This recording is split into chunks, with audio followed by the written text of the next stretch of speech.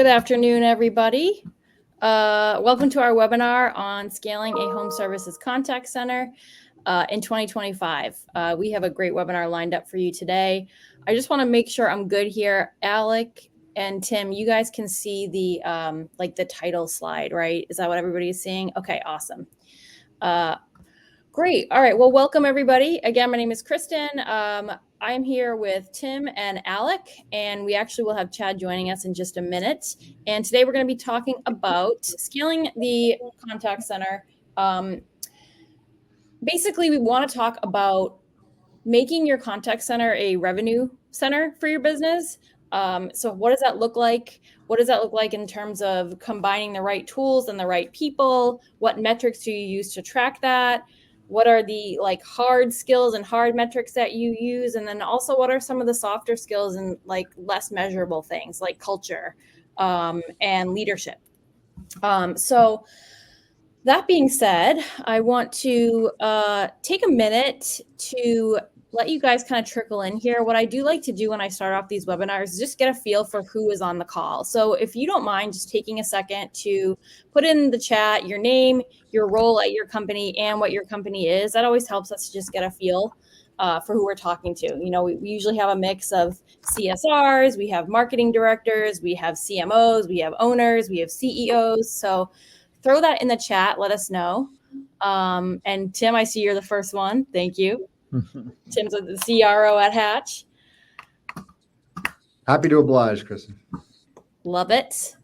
Cool. And I see we have Chad here. So yeah, so put in the chat where you're from. Erica, good to see you. Owner at Virtual Office Solutions. Sam Mayfield, Earl's Plumbing, CSM. Great to have you here, Sam. Jasmine, I recognize that name. All right, all the chats are coming in. It's always a little bit of a barrage here. Keep coming in with where you're coming from. We love to see it. All right, cool. So for those of you who are just joining, we are talking today about scaling your home services contact center. How do you actually turn this into a profit center for your business, and how do you scale that success? What does that look like? How do you measure it? I am going to quickly introduce our panel today. So we have Alec, Tim, and Chad. I'm just going to go ahead and let you guys introduce yourselves. So Alec, why don't we start with you?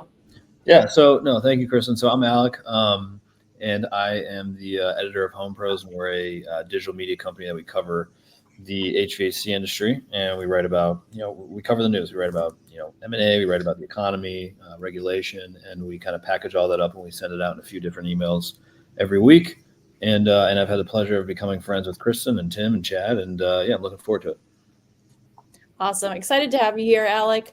I think you're going to add a lot of great color and questions to this, seeing as though, you keep on top of the trends and just kind of the business side of things. So I'm excited for your input on this. And then Tim, why don't you introduce yourself? Happy to do so. Thanks, Kristen. I'm Tim, the CRO at Hatch, and I run the kind of revenue team here. I work with a ton of our customers, all the way from the largest to the smallest. And before I pass to Chad, I have to say, Chad, I'm a New York Knicks fan, so best of luck to your Indiana Pacers tonight if you're a basketball fan at all. I believe you're from Indianapolis. Is that correct, or am I mistaken there? Yep. Oh, Chad, do you have your audio? Chad might be muted or not hearing. Not enjoying the NBA Eastern Conference Finals. He's intentionally ignoring you, yeah. Yeah. All right. Well, we'll see if Chad. Yeah, we'll make sure we get Chad's tech set up. Andrew on the backstage, can you sync up and see if Chad needs any assistance? Chad, can you give us a thumbs up or a thumbs down if you hear us? Yeah, I can hear, but it's really, really choppy. I don't know if it's my internet or what. I may try logging out real quick and logging back in to see if that helps. But yeah, I can hear every third word. Okay, yeah. Log out and log in. We'll see if that works. Let me try to log out and see if I can. Okay, cool. Let me try that real quick. Sorry about that. No worries. The other thing I wanted to ask too in the chat is, What are you guys looking, everybody kind of comes to this with some kind of curiosity and expectation. So what caught your attention about this webinar, and what are some of the things that you're looking to get out of it? I'd love to get that as well. And then of course, we welcome any questions that you have. We'll be answering them as we go. If it's directly relevant to what we're talking about. If it's not, that's okay. We will answer them in the Q&A at the end.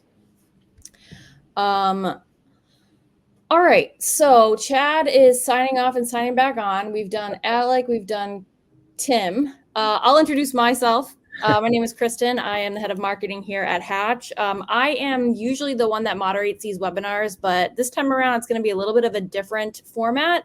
I really want to kind of pass the torch over to Alec. I want him to kind of be asking the questions and connecting the dots. So I'm probably going to take a little bit more of a backstage role during this webinar, but I will be kind of looking in the chat to see what kinds of questions are being asked, and I may chime in from time to time with some of my own input. But yes, I appreciate you, Alec, kind of taking on this role. I'm excited to hear.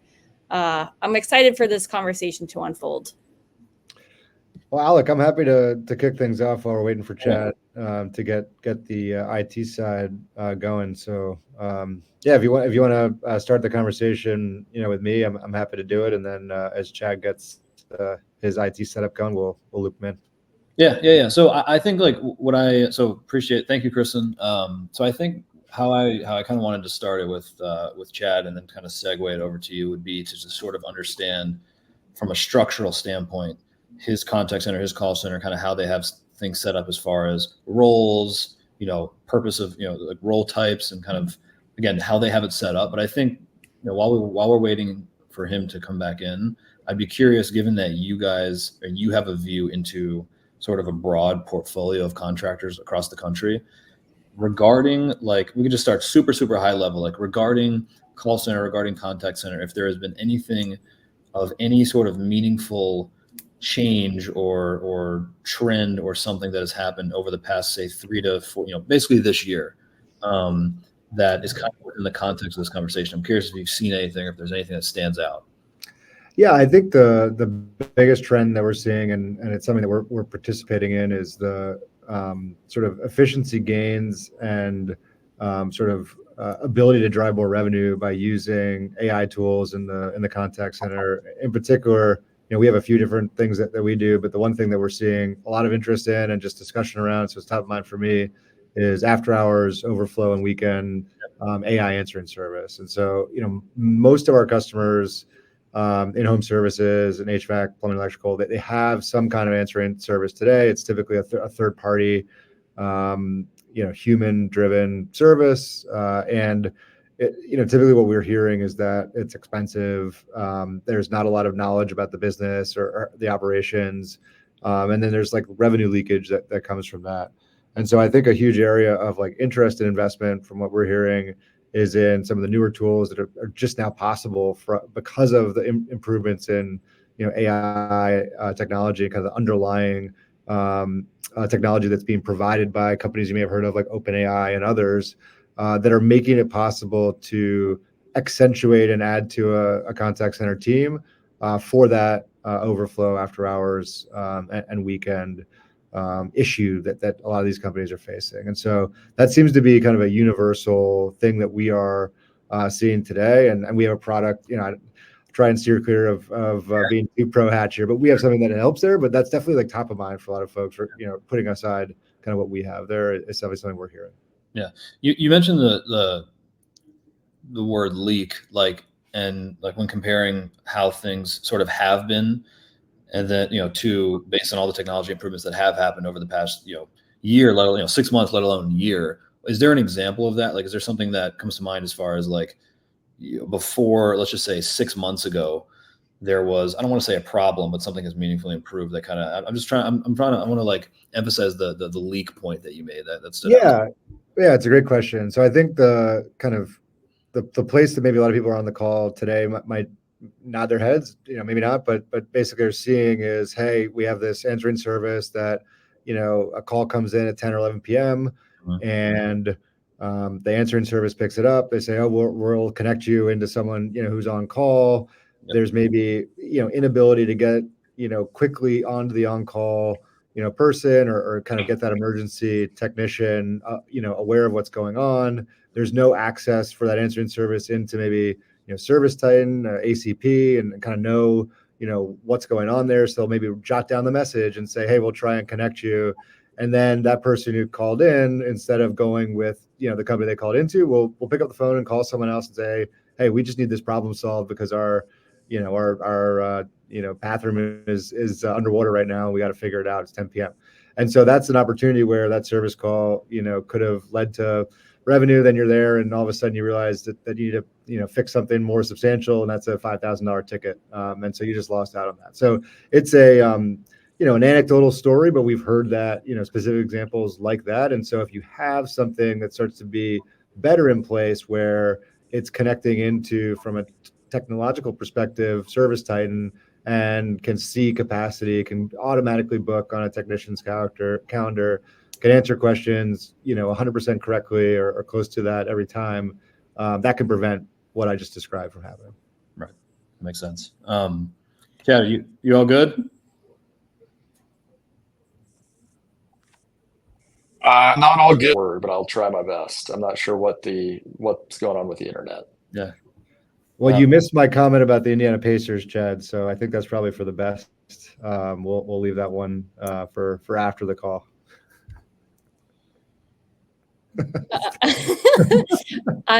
I'm going to quickly jump into and I just want to quickly share what a few people put in as to like what they're curious about for this webinar. Sure. Cindy talked about growing the call center group and quantifying revenue through multiple channels. I know that is definitely a big one, especially when you have a lot of lead sources and you're kind of bouncing back and forth between lead sources and also trying to do lead source attribution. So Cindy, we can definitely be touching on that. Kim talked about looking for opportunities to streamline or improve our service to our customers. So that kind of touches on what Tim has already briefly touched on, finding the right mix. You don't want to use AI and automation to sort of do less. Like some people are kind of using it. I've heard people talk about like using AI and automation to be lazy in a way, and you want to be a steward of that and really use it to actually optimize and deliver a better experience for the customer. And then the third one was Joe, interest in optimizing acquisitions with AI and automation, customer service improvements, and major scaling. So you guys are right on. You guys are in the right place, and hopefully we'll get Chad's audio figured out. But yeah, I just wanted to throw that in there. And again, continue putting in the chat any questions or insights or input you have, because that always helps to guide our discussion. Yep.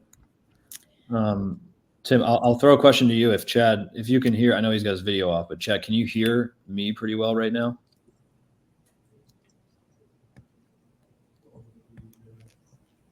We're going to send him some Starlink connector. Right. Okay. Well, yeah, I mean, I know, like, again, we're going to figure out Chad's. Yeah, we'll figure out Chad's thing. I'll kind of work in the background here to try and get Chad figured out. But Alec and Tim, you guys you talk amongst yourselves. I'm sure you can surface some great insights here. So Tim, I guess to speak, like, again, before we segue into Chad, so to speak to contact center, call center, is there, like, again, you guys have a portfolio of businesses and contractors you're working with across the country.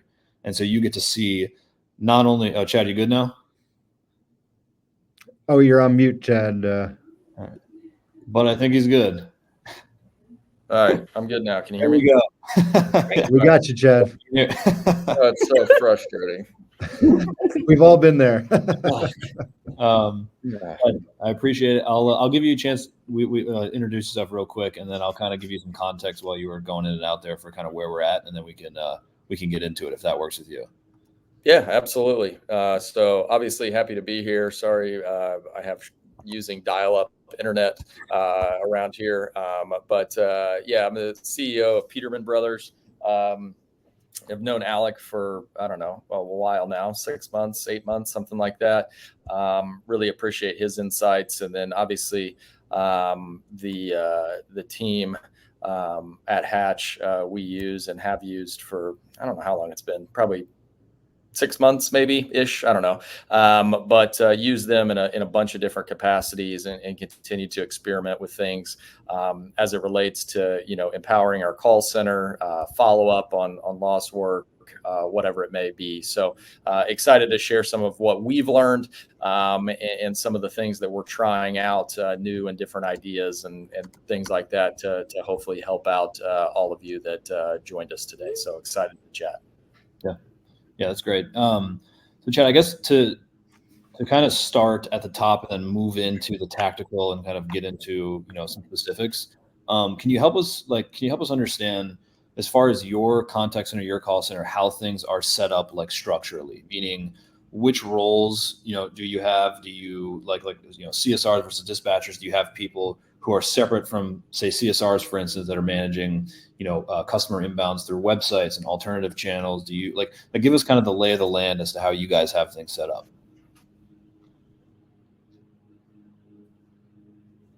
Yeah, so the way that we have it set up, we have a call center with a call center manager. There's a couple of supervisors. We have about 20 people in the call center. When I say 20 people, those are 20 humans. We also utilize AI to answer calls. Just to give you an idea, our AI will typically will typically book. That's not calls handled, but will typically book we'll book about what 3 to 4 CSRs can actually book in a day. So we have that data right now. Super powerful. But the call center is separate. So we've got 11 different locations across Indiana, Ohio, and Kentucky. All of those calls are answered just down the hall from where I am now. So centralized there. From a dispatch perspective, we utilize ProBook to help our dispatchers kind of place calls and right tech, right call, all of that stuff. But they are separate as well, and they are all centralized. So every call is dispatched out of Indianapolis to our 11 locations around kind of the 3 states that we serve. So everything is centralized, everything is separated. So we have we don't call her a dispatch manager, we call her sales ops. She's essentially controlling all of that. And then they're tethered together with a capacity board. So essentially, call comes in, call center's looking at the capacity boards, try to understand, can we run this call today? Can we not? There's a bunch of different rules in there. But that capacity board kind of is the dispatch's way of holding the call center accountable. Call center has a number of calls in each business unit that they need to hit every day. So by the time that they leave here, most of them leave around 5 or 6. They need to be at their numbers of capacity that we want. That way it sets dispatch up for success tomorrow.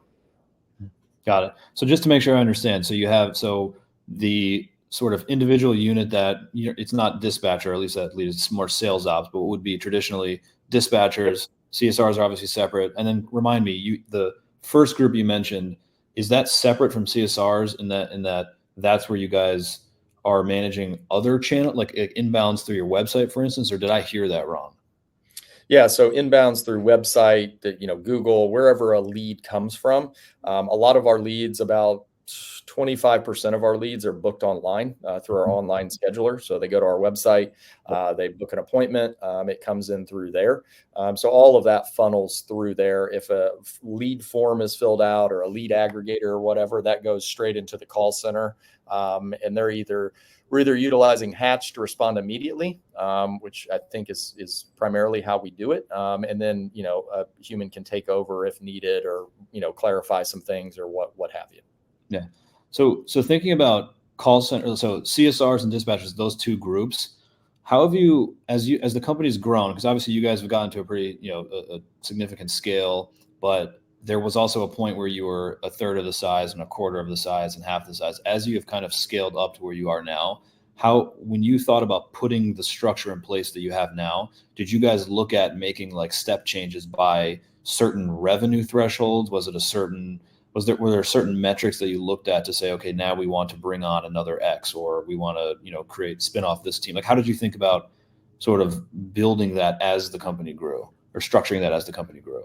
Yeah, so for as long as I can remember, we have always dispatch and call center are always separate. Yep. The main reason for that is If you have a person that is dispatching and picking up the phone, they're going to try to make they're going to try to make their life easier. So rather than run one more call, they're going to tell the customer we can't get there till tomorrow or whatever it is. So we utilize a capacity board, which is telling our call center, yes, you can book that call. As we've built, it's kind of a, looking at your CSR team and finding out how many leads can one person book in a day. And then you're looking at your total call volume, and that's going to kind of tell you where you need to be. Obviously, in the HVAC field, we're going to spike here, hopefully any minute with the warm weather, and it's going to be busy all summer. But that's kind of how we've looked at it. From a dispatch perspective, it's very similar, right? Like how many people can a one dispatcher dispatch? Mm-hmm. As departments get larger, well, like in Indy, we have one dispatcher that just dispatches Indy plumbing. Well, it's that big that just one person has to focus on one business unit. So that's been a little bit of strategy there. I believe ProBook is going to help us with kind of streamlining that so that we don't have to. I think we'll always need human interaction, but I don't know that we'll have to scale it as fast as we typically would have, if it was 5 years ago. Yep. Got it. So I want to get into I want to go a level down now. I want to talk about some of the benchmarks and some of the main things that you're kind of operating against day to day, week to week. But first, Tim, based on what Chad said, like across your portfolio and all the customers that you're speaking with, is that sort of how things are structured consistent? Are you noticing something that's sort of totally separate? Is there just kind of any takeaway based on what Chad said? I'm curious as to just your opinion on. No, I mean, it sounds like what a larger operation that we have familiarity with, how they typically would set things up. We do see some variety for sure, but I think overall that setup sounds fairly consistent with what, a quite large, home services company that we would work with would do. So, I'm not going to give Chad any any pointers on how to set up his business. I think he's doing a good job, and that definitely tracks with what we're seeing. Yeah. So, Chad, as far as metrics, KPI, benchmarks, are there? I mean, obviously, we can get into the weeds of, I'm sure there are a bunch of different things you obviously can measure. But what would you, to speak to maybe say two or three of the biggest kind of metrics that you are watching on either a day-to-day or a week-to-week basis regarding call center, regarding contact center? What would those three things be? And then I'm curious as to kind of where they're at, like what those specific figures are, and then maybe the why behind that, and then we can elaborate on it from there. So the one metric that everybody on this call should be looking at is the one that you should live and die by, booking rate. And when I say booking rate, you want to look at that. You do not want to look at your raw booking rate. What you're going to find is about 70% of all the calls that come into your business are not leads. They're either telemarketers, they're spam, they're whatever it is. I've talked to multiple people, and that is between 50 and 70% of all the calls that come in are not going to be leads. So what you want to look at is you want to look at all the calls that are leads. And a lead is any time someone is calling, inquiring about a service that you provide. So, one of the things that we have to look at, and there's technology out there with AI and different stuff like that, but, ServiceTitan only allows you to manually mark the call as a lead. Well, if you let your CSR manually mark it, if they don't book it, sometimes it's not a lead all of a sudden. So that's something to pay attention to. But you want your booking rate up over 90%. My call center manager sends me our booking rate from the day prior and month to date every single morning. So every single morning at 9:00, I look at our booking rate. Yesterday it was 95%. That's good. I want that every single day. Now, it's not always 95. And some of that will be dictated on your capacity as well, right? Like you can't hold a CSR accountable for booking calls if it's 100 degrees outside and you don't have the techs to run it and you're telling people it's going to be 4 days. Well, they're probably not going to book that call. So what that insight gives me, so along with our booking rate, the other metric that she gives me is all the unbooked calls and the reason why they were unbooked. What that gives us is visibility into a couple of things. One, it gives us visibility into coaching that needs to happen in the call center, right? Like, oh shoot, we should have been able to overcome that. Or, they made a mistake and said we didn't offer that service in this location, but we actually do, whatever the case may be. So there's a lot of data in there that you can look at. The other piece of it that's going to really be hugely impactful for your operations is it's going to tell you where you need to build labor. Hey, we all of a sudden are getting a ton of drain calls in for this location, but we only have one guy there. And so we're missing out on all these calls because people want us there, faster or whatever it is. So that data is hugely impactful in the call center. What you want to look at on the dispatch side of the house is really, are we getting the right text to the right calls, right? Because your dispatcher plays a massively important role in driving revenue. And it's important that you are able to articulate that to them because they do play such a big role. They need to be pumping up your text. They need to be looking at data. Again, there's technology out there that makes this immensely simpler than, scrolling through. But before technology, our dispatchers operated off a batting order. And so that batting order said, who's got the highest conversion rate? Who's got the highest average ticket? Well, let's look at these calls and let's make sure that we deploy Johnny, who's our rock star, to the 3 best calls that we have on the board so that we can go capture the most revenue off of that. And so those are the things that we're looking at in kind of those 2 departments. There's a ton of other things that we're analyzing and looking at, but really the booking rate is the one thing. If you do not know your booking rate from yesterday, go find it out. Go find it out and look at it every single day, because your booking rate, what that tells you is for every 10 clients that you buy, you're paying for those leads. How many of those 10 do you actually get to run an appointment for? Right. Again, I want it 90+%. So for every 10 I buy, I want to run 9. And I think that's hugely important because a lot of people are like, well, I need more leads. I need more leads. Well, my guess is if you don't know your booking rate, you probably have a lot of leads that you're already paying for that you never run. Right. So there's a couple first, before I want to get into the execution behind like sort of increasing the booking rate and like tactically, what do you do to do that? But first, do you have any color on those kind of same metrics or similar ones, but as far as when leads come in, not through the phone? So somebody's coming from, like you said, it's a lead form or it's coming from your website or your online schedule or whatever. Do you how do you think about that? And are you able to provide any color as far as a number on some of those alternate channels? Yeah. So I think on any alternate channel, online scheduler, that's pretty easy. Like they schedule their own appointment. Right. Basically, our scheduler pulls from their capacity, so on and so forth. But I think maybe what you're getting at as it relates to kind of Hatch and their capabilities are like it's speed to lead. And Tim probably knows the metric on how fast, but it's really freaking fast. Mm-hmm. I think it's like within the first minute, you better be responding to them. It may even be quicker than that. Yeah. I can comment quickly, Alec, if you want, just on that note. I mean, part of the reason why I think you can see a dramatic increase in that booking rate using a product like ours is because we have these native integrations with the lead sources. And so because we've built those integrations, you can get, in our case, an SMS or email fired off to someone that submits a request to learn more, effectively in real time. There's a little bit of a lag, but it's close to real time. And then on the reply side, when someone engages with that campaign, our AI allows it to be an instantaneous reply. So you're part of the attraction. I want to steer clear of going too much in the Hatch land here, but is that speed to lead, and it helps to drive some of the performance that Chad's talking about. Yeah.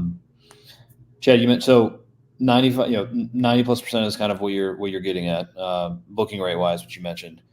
If there's a contractor there, I'm not going to assume or make up some sort of number, but when it comes to like literally and tactically, like on the ground level, improving that, like how have you guys thought about that? Is it gamification? Is it compensation? Is it team structure? Like how have you guys thought about that? And I'm sure we can talk about this for a while, so we'll kind of I want to break it down, or we can kind of go through it logically, but I'll start it off by keeping it broad.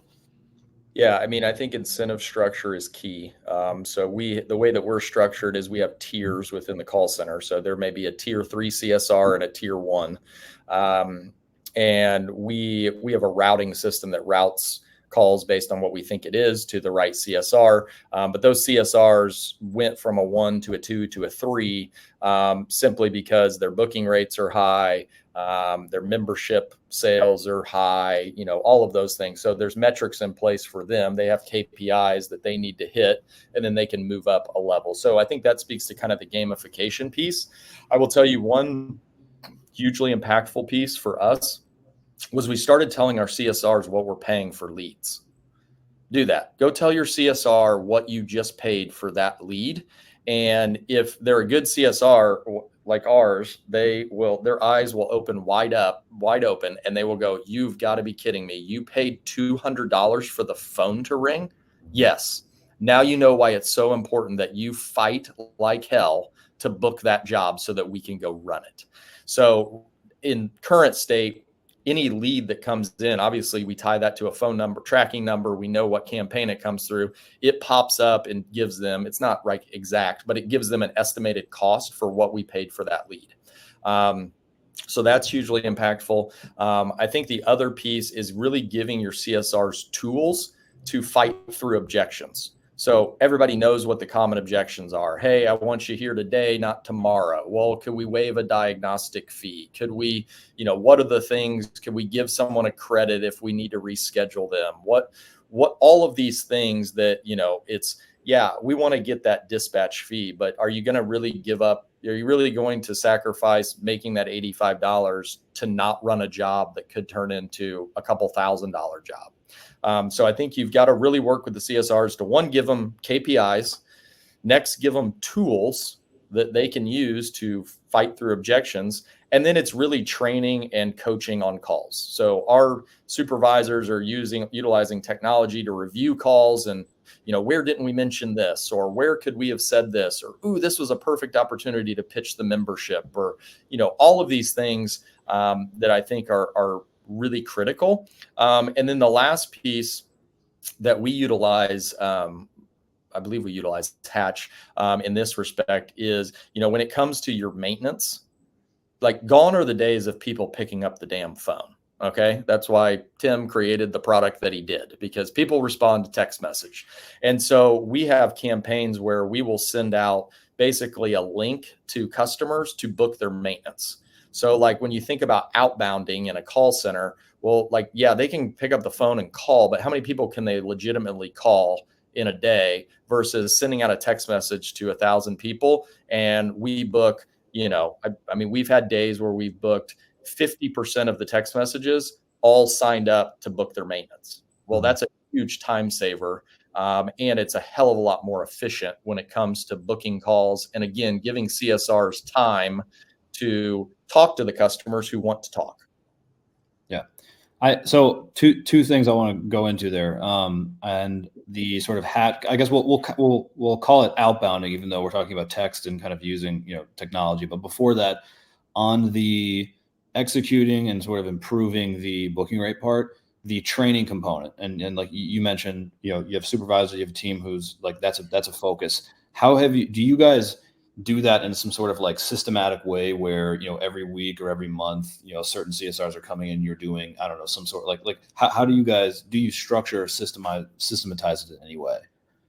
Yeah. So, I think it's somewhat systematized, but really we're looking at where they're struggling. What are you struggling with booking? And then we'll put together kind of a training on that and kind of go over that. A big push for us right now is selling more memberships in the call center. I think that's where you can hugely grow your business, is to create more memberships. And, so we've gone over a lot of training, when to pitch it, when not to pitch it, what benefits do people care about, pitch those, not the whole damn program. Different things like that I think is impactful. But yeah, the training piece, and again, it's not real difficult to understand what you need to train on. Listen to some of your phone calls. You'll know exactly what you need to train on. And so to me, that is, I'll give you one kind of mindset shift for us. As we got bigger, when we were small, it was a call center because it sounded cool, but we also just had Nancy, who seemed real nice. Hey, Nancy, I just need you to answer the phone, right? I just need someone to answer the phone. I think where the shift comes, and when you want to create a high performing call center, it needs to be thought of as a sales center.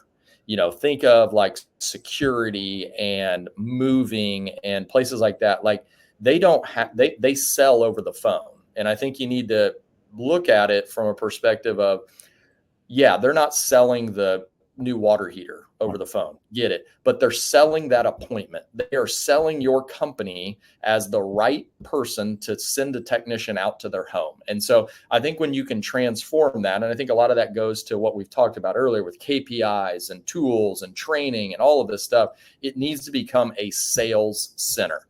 Sales, sales, sales. You want to sell those appointments, fight through objections, book the job, all of those things. And I think that's where you start to see this growth, and you wouldn't think about it, right? Most contracting businesses are started by a guy who was out in a truck by himself. He didn't focus on the call center. He probably had people calling his beeper, like that was how they started. And that's fine, but there is so much money to be gained in that call center. And if you want to grow your business, to me, I always look at it as if my call center is not right, it's like I've got a bunch of holes in my bucket, and leads and money and everything is just leaking out the bottom. Whereas if you can shore that up, then you have a stable foundation to start to grow your company.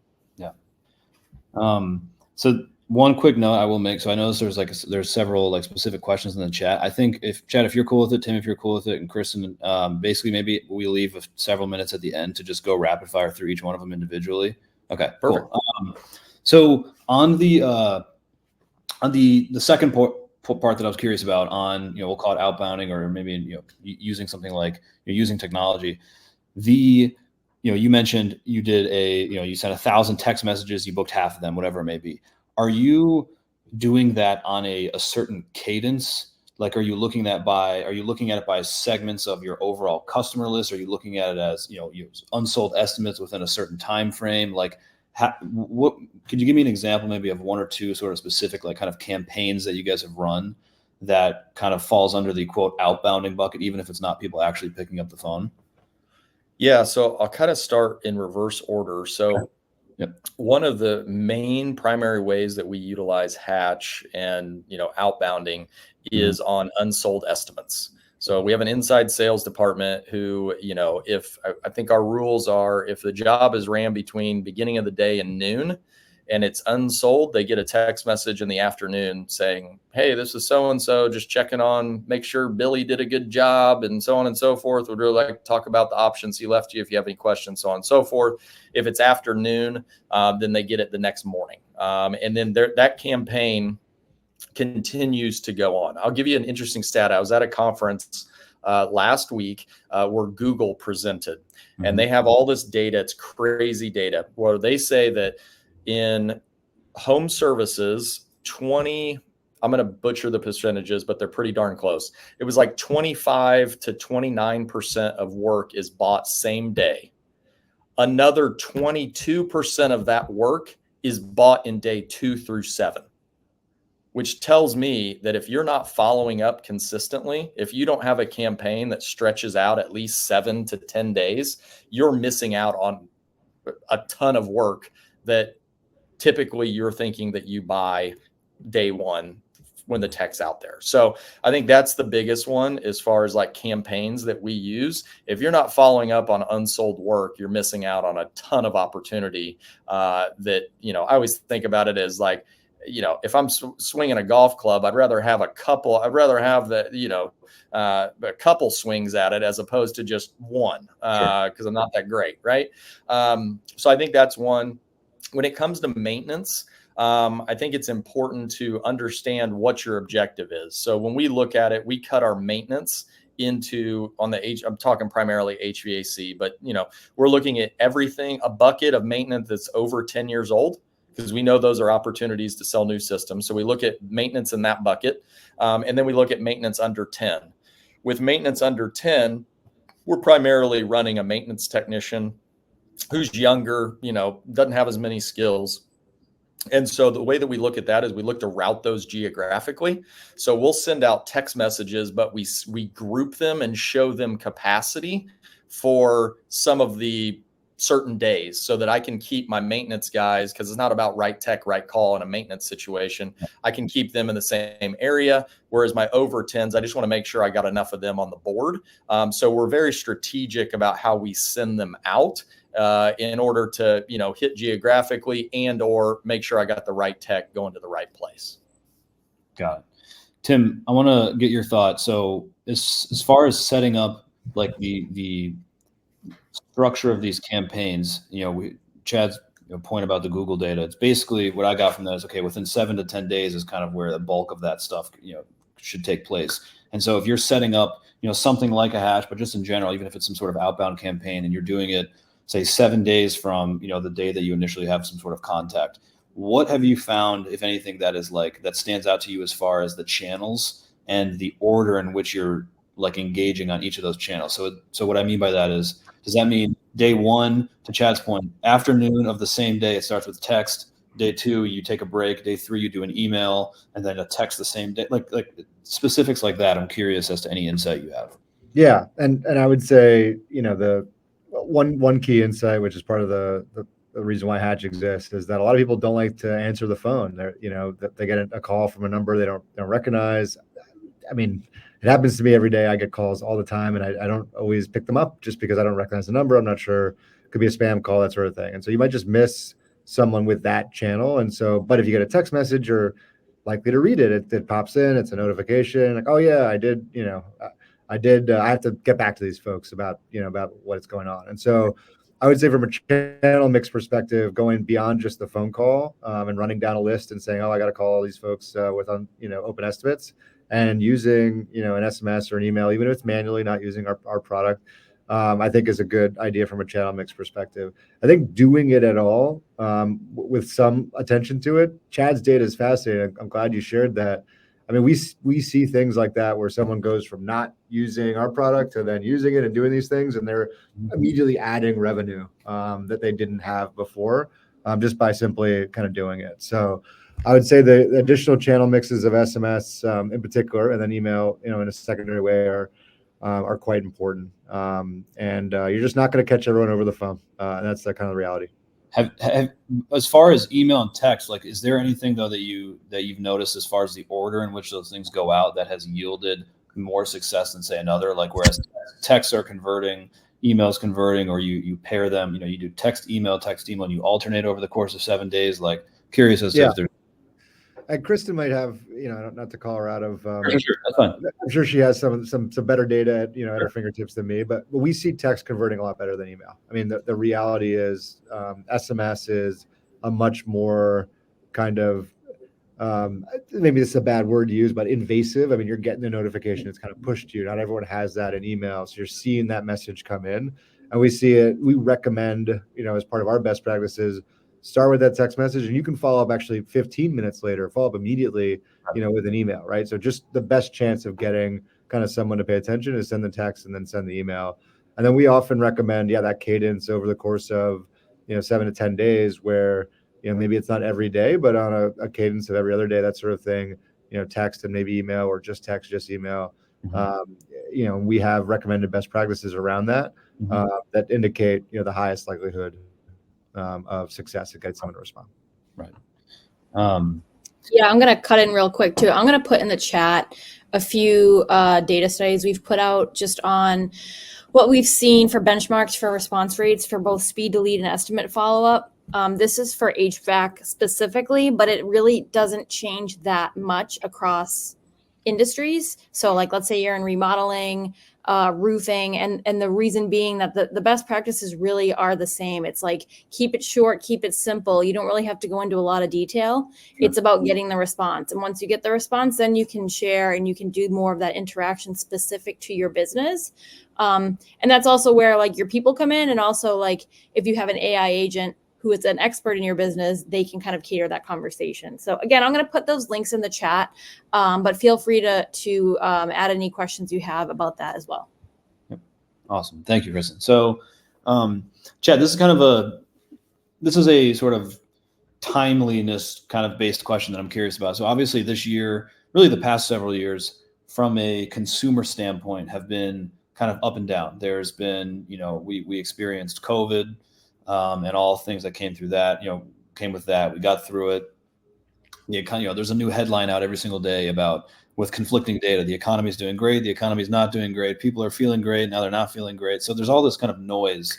But there has been some real things that have happened this year that has come through in a lot of the consumer confidence data, where people are feeling a little bit, at least feeling a little bit sort of uncertain just regarding everything going on. And so I'm curious, over the past, like literally 30 days or so, like, and even going to today, has any of that sort of trickled into your CSR engagements and conversations with customers over the phone? Then I'm curious as to how you guys have handled that, or just anything that you've kind of picked up given the situation, if anything.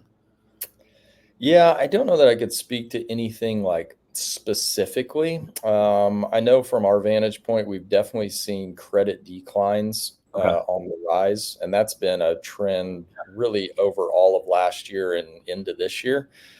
So that's something we're dealing with. Sure. I think for us and, kind of the essential home services, like, if someone doesn't have air conditioning and it broke, like they got to get it fixed. And so they kind of find a way to do it. So I haven't seen a ton there or really dove into. I think we kind of go with the mindset of like, if something's broke with your plumbing, electrical, or HVAC system, like you're going to have to get it fixed.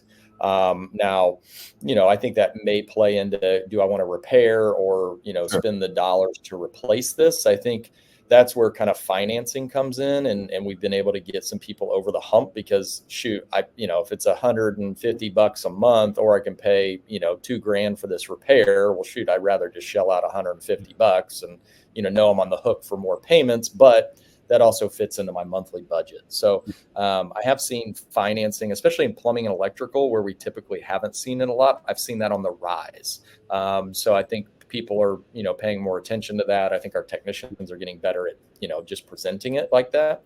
But yeah, I haven't seen anything like super specific as it relates to consumer confidence.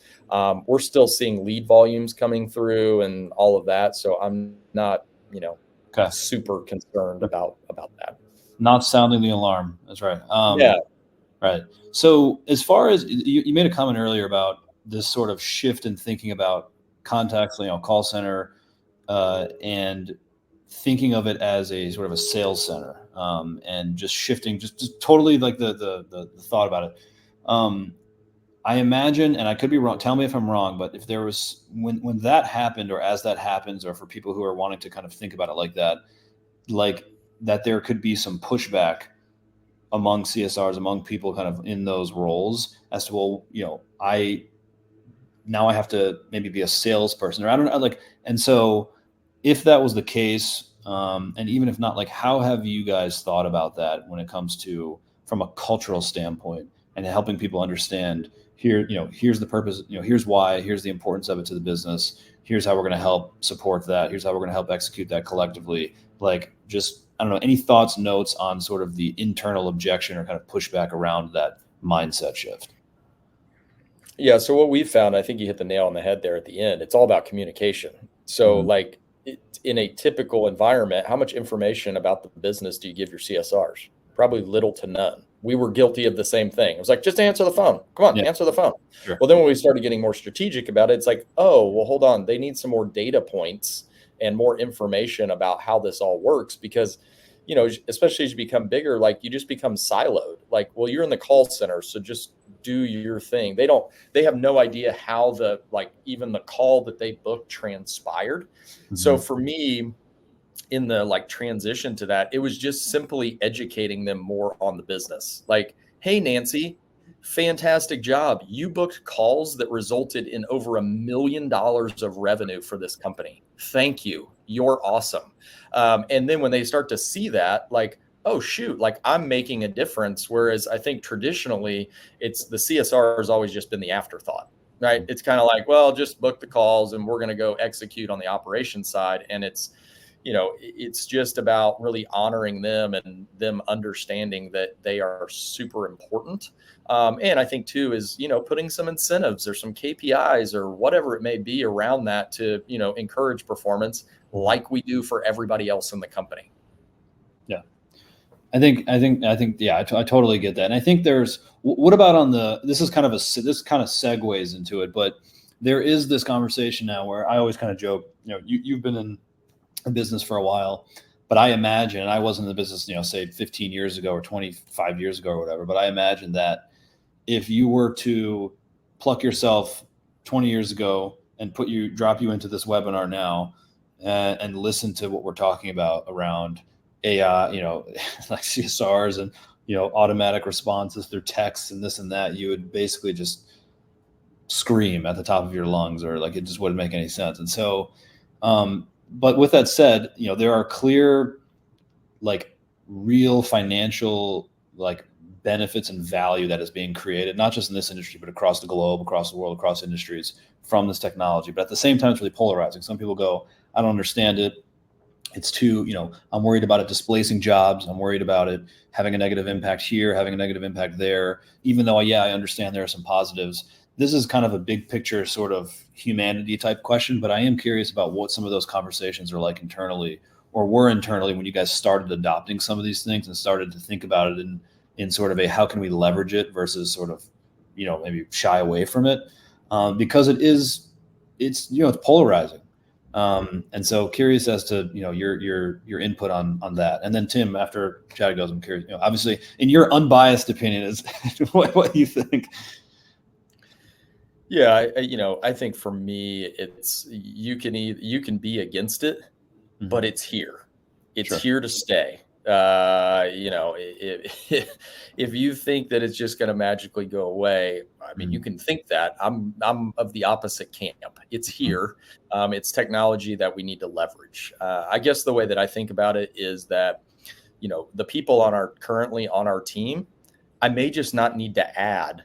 I may not need to double that team. Right. And, to me, I care about the people on my squad here. I don't think there's ever going to be a day where I don't have CSRs that are humans. There's always calls that AI is going to struggle to, it's going to struggle to handle. And you're going to want people that want to talk to a live person. But there's a lot of the population that just wants to book that call as fast as humanly possible and get back to their life and know someone's coming out. And that's what we see. Like I said, we're using AI right now. We are leaning so hard into it because I think that it is a complete game changer when it comes to call centers and what we're doing and how we're doing it. But I still need the people on my team because they're really, really good and they can handle those customers and what it's done for us. So this is interesting. So, in HVAC, I can never staff a call center for when it hits 95 degrees outside. I can't do it. If I did, then I'd have people in March just sitting around twiddling their thumbs. Sure. So what it's allowed our CSRs to do is really focus on those customer interactions that we feel are important and that customers really value, as opposed to, a CSR may take 200 calls in a day. Well, what we said earlier, only 30 of them may be actual leads. The rest of them are telemarketer, this, that. So to me, it's like AI is like, we can use it to scrub all the junk off of their plate so that they can focus on, hey, this is Mrs. Smith and she's really concerned and we want to take great care of her and we want to, verbalize that over the phone. I think that's where it becomes impactful. It's how do we make our CSRs better and more efficient at doing the things that they're very, very valuable at doing, as opposed to taking umpteen dozen calls, all of which 30 of them were only customers that were asking for your service. Yeah. Tim, do you want to add anything? Yeah. I mean, I think Chad, said it better than I could have, but basically what we believe is that, AI is going to be, you could call it a co-pilot maybe, or something that CSRs can, work alongside. And so the way we've built things here is that, the AI is responding to maybe some of those more kind of rote or repeated questions. And then, if things go in a direction where maybe a CSR would be able to handle it better, you can hit a button that says take over, and all of a sudden the CSR, is handling it. But, one of the benefits of this, which Chad, mentioned, and I think is really critical, is scaling up and down that 95-degree day or whatever it might be. You can't staff humans to handle that, because it would be irresponsible in the time of year where that's not, that volume's not happening. And so having technology that can help you go with capacity up and down as needed, to be kind of alongside the great team members you have today, I think is how we look at it. And I think the reality is you're probably not going to, previously, maybe 10 years ago or 5 years ago, whatever it was, you might have said, hey, I need to staff, X number of people to make sure I'm not underwater on those 95-degree days. Today, you might say, hey, I'm going to staff based on what I think is the right amount. And then I know I have backup, when I need it to expand capacity without having to hire people and then maybe let them go a few months later if busy season's over. So I think it's ultimately like a better thing for everybody. And that's the direction we see things going. Yeah. Yeah. I think it's one of my favorite examples is like, there's always, every, call it, I don't know, 10, 20 years, whatever it may be, there at certain long periods of time, there are always these big technology shifts that happen. And there's some sort of groundbreaking thing. First it was the internet, then it was mobile phones. Now a lot of people say it's this. And every time something like that comes around, there's always this conversation of how is it going to screw people over? What's the bad, what's the downside from it? And one of my favorite examples was, I'm going to butcher, I think it was Bezos when he said it, but humans are really, really good at, he basically said humans are really, really good at figuring out other things to do, or figuring out how we can take the things to augment what we do instead of just displacing ourselves. And so his example was like, 100 years ago, if we were sitting around or on this call or sitting around someone's house and we said, 100 years from now, my career will be a dog psychiatrist or like some sort of, digital marketing, manager or whatever, your head would just explode. It wouldn't even make any sense. And so we're always kind of figuring out different ways to move humans around and to augment each other. And so, I agree with that. So I think, okay, we got a few minutes. So what I'll do is I'm going to scroll down here, and then Chad, I'll kind of fire these one by one to you from the chat, and we can kind of go and answer these down the line if that works. Perfect. All right. Actually, I'm going to go up. So I'm going to start at the bottom. Okay. So as you were growing the company, did you always have people in-house, or did you ever outsource any part of the call center? We've never outsourced any part of the call center. Always been in-house. Got it. Okay. So we have one, basically online booking challenges. I'll just read it from you. It says, one of our online booking challenges is the vastness of our territory and variables in how long a visit will take. And so how would you take all of that into consideration? I think, I can see where that could be a challenge. We have that challenge as well. I think it is, I'm not sure what platform you're using. The way that we kind of look at it is like hours of the job. And also like, hey, if a service call should take about this long, once it transforms into sold work, obviously that's just going to eat capacity. So if you sold a 4-hour repair, well, then you would just eat a half a day's capacity. You can run that guy can run 2 less calls tomorrow when he's doing that job. So that's kind of how we look at it. As far as the vastness of the territory, it's a tougher one. We run into that in some areas. Again, it's hard to say without knowing what the online booking platform is able to do. Would be the tough one. Got it. I'm going to go one more. So technology that you mentioned unbooking rates earlier, booking rates. Are you doing all that through? Is that ServiceTitan? Is that what specific tools are you using to? Yeah, so we aggregate our data in Power BI, but you can do it in ServiceTitan. I mean, we used to. Heck, we used to do it on a piece of paper.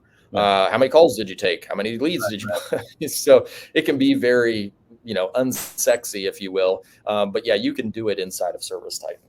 Okay.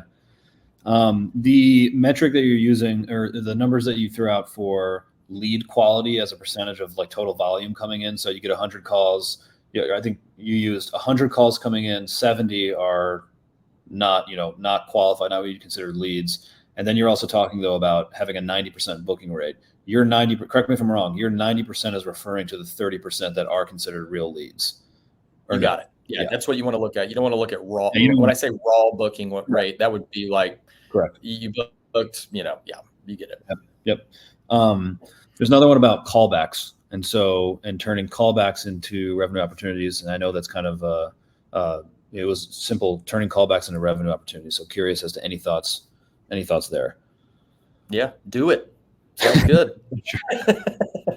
No, I mean, yeah, I mean, it's a focus. I think if there's one thing I've learned about kind of callbacks, it's training your techs to understand what is actually a warranty. Like, oh, this customer's under warranty, and a lot of times the tech just goes out there and just assumes, well, this is a warranty call, so I don't need to charge for anything. And so what we train our techs to do is it may say warranty because the CSR only has limited information.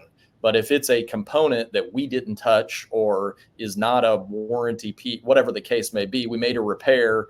This happens all the time in HVAC. We repaired one thing, and now we go back out. They're saying the unit's not working, so it's quote unquote warranty. But then we come to find out that another component has failed. Well, that's not a warranty call. That's a chargeable call because we didn't touch whatever we did didn't affect that. Yeah, got it. Another one we have quantifying growing call center, of course, but then quantifying revenue through multiple channels. I'm going to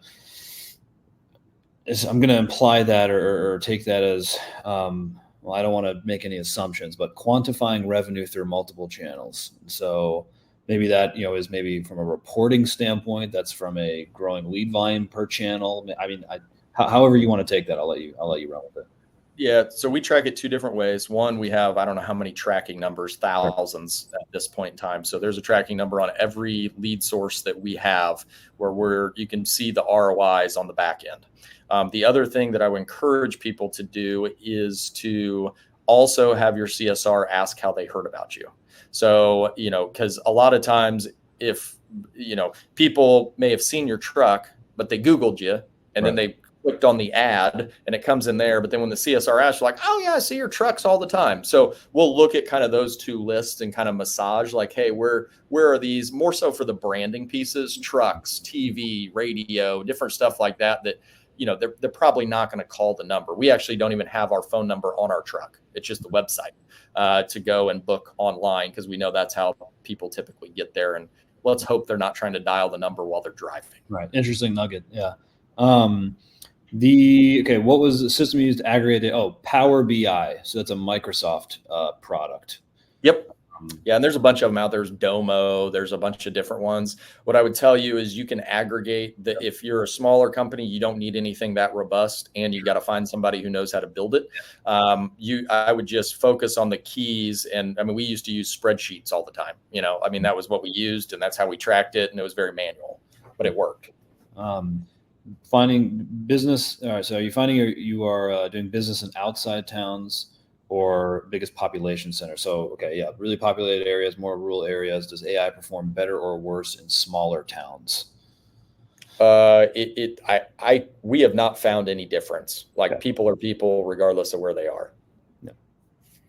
And I believe I did not miss anyone. I think that's it. That was all of them. Variables, leads. Cool. I'm making sure one more time just that I didn't miss anything. All right, cool. I still want to get my Indiana Pacers joke in before we. You can do that. So what was this? I heard snippets. Were you Were you like a Knicks fan or something? I'm a Knicks fan, Chad. God, I should have got off this webinar a long time ago. You got to be. I'm glad that I didn't mention it, or you didn't hear me mention it, an hour ago, or you might have missed the whole thing here. Best of luck to your team. I assume you're a Pacers fan. I know you're in Indiana. If it makes you feel any better, I was cheering for the Knicks to get through because when I grew up, you didn't want to face the champs. It was Reggie versus the Knicks. I was at a couple of those games when we broke your guys' heart, and obviously you broke ours. I think we won some of those series. Oh, you did. You did. I remember those as well. Best of luck to you. Yeah, no, it'd be good. One thing I'll say, and then I'll give it to Kristen maybe if you want to close it up, kind of how you typically do, but. There was the Malice at the Palace. Yes, I Long know. time. I'm from Michigan. I was at that game. It was the first NBA game I ever went to in my entire life. Wow, what a highlight! I know. That's Wow. incredible. So whenever people ask me for my fun fact, it's just I spit it. You know. What a That's game! awesome. Yeah. I'm Anyway, jealous. Kristen, I'll let you. Yeah. Yeah. Yeah. First of all, thank you, all three of you, for your time today. This was great. I did just quickly put up a poll. I forgot to do it. But if you are interested in learning more about Hatch, there's a poll up on your screen. You can choose that. There's also an option to learn more about Homepros. But I'm also just going to quickly do this. I'm going to throw the link in the chat to if you want to subscribe. So just as a reminder, Alec is the founder and editor of the Homepros newsletter. I think I closed the window, so I'm gonna. Alec, can you throw the link in the chat? Just for anybody that wants to subscribe, that would be great. Yeah, sure. Great. And then the other thing is, if you are a Hatch customer, and you have questions about optimizing your account, anything using AI, using voice AI, and have questions, you can also choose that option. If you are not a Hatch customer and you are interested in using Hatch, you can raise your hand there, and we will make sure that somebody reaches out to you. One last thing is the recording will go out about an hour after this, but we also will follow up with registrants with a written recap, so you can have that in your records too. Chad, thank you very much. Alec, thank you very much. Chad. Thank you Thanks, very Alec. much. I hope you guys all have a great day, and this was great. Yeah, I think Kristen, before you hang it up, one more thing. I'm going to put my email in here, and then I'm happy to act as a liaison for if anyone has any questions or like anything they just like want to ask about or whatever. Chad, I will gladly bother Chad and Tim for you guys. So I'll just put my email in there just for a second. Great. Just for anything. I know that's broad, but. No, we appreciate it. Yeah. All right. Thanks, guys. See you. Thanks. Bye-bye.